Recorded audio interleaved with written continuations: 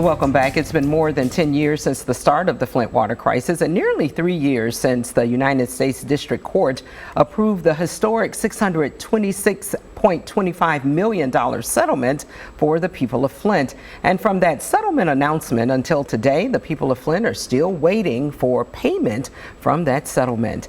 Joining us now is Flint attorney Trishelle Young, one of the lead attorneys on this case, and we appreciate her being here today. Thank you so much. Thank you for having me. Trishelle, I don't have to tell you, Attorney Young, deadlines have come, they've gone.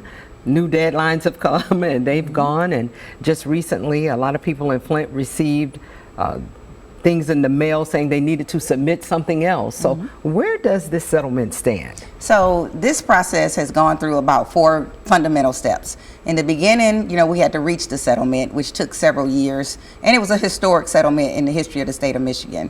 The next process was we opened up the registration period, so everyone who felt they were impacted by the Flint water crisis had an opportunity to register to participate in the settlement. The third step was the claims process, and that's where people were able to submit their actual claims for whether it was a business loss, personal injury, whatever the category that they thought they fit in, they could submit their claim. And we're actually in the fourth and final process, which is where claims are being evaluated and notices are being sent out to all claimants. Okay, and in these notices, for those who've been receiving notices who still need to submit information, so does that mean the review process just happened and now they figured out that you need something else? Is that what's happening now? Essentially correct. That they've received the claim that has been submitted and they have sent out a notification, and your notification will say one of 5 things. It will say approved or not approved. It will say eligible or not eligible, or it will say deficiency. And regardless of what it says, it will tell you what any deficiency is, what any missing documentation is, and it will give you an example of what can be submitted to cure that deficiency.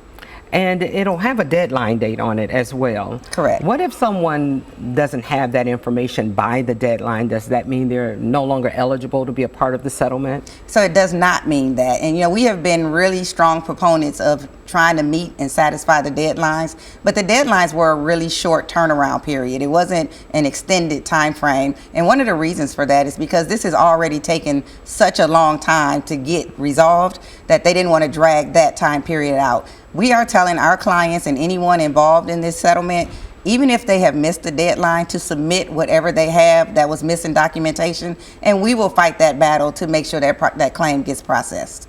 And there are some, we've been taking calls here, of course, at ABC 12.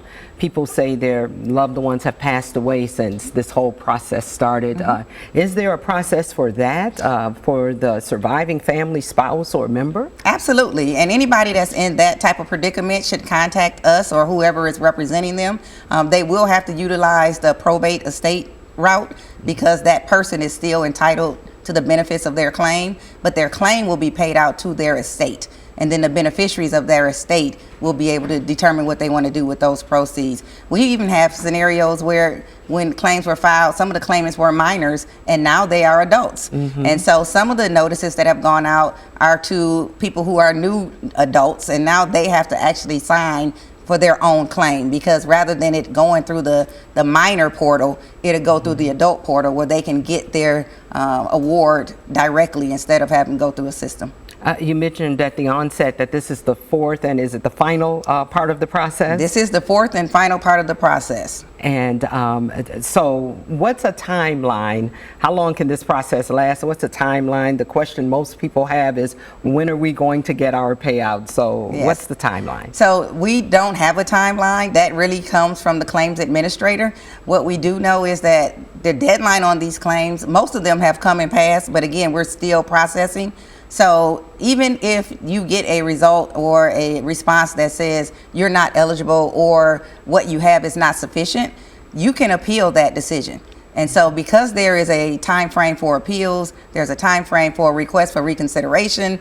So that's going to kind of extend it out But the reason they did that is because they want to make sure that no one is improperly denied a portion of this settlement. So all of that has to happen before a single resident gets any payout. That is correct. And so we do not know when checks will start going out. You know, we're pushing the process along, so we are hoping that it's sooner rather than later. But until the judge and the claims administrator and the magistrate gives us a date, we cannot give the people a date.